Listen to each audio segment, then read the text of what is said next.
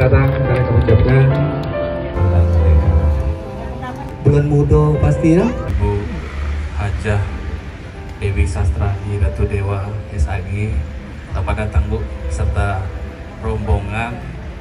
Insya Allah tahun-tahun mendatang kita acaranya di Balai Kecamatan, tidak di bawah tenda lagi ibu-ibu sekalian. Dewi. Bu Hajah Dewi Sastrani Ratu Dewa SAG beserta rombongan. Dan penanganan stunting, alhamdulillah seperti yang dikatakan Bapak Camat, Kecamatan Alang-Alang Lebar merupakan kecamatan dengan angka stunting terendah di Kota Palembang. Makanan kepada masyarakat.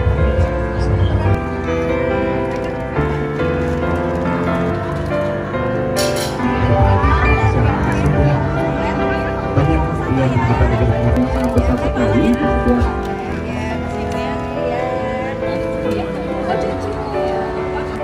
Tujuannya adalah untuk silaturahmi ya kepada ibu-ibu semua ke Kota Palembang. Seragam bergizi seimbang dan aman. Di PKK yang semangatnya.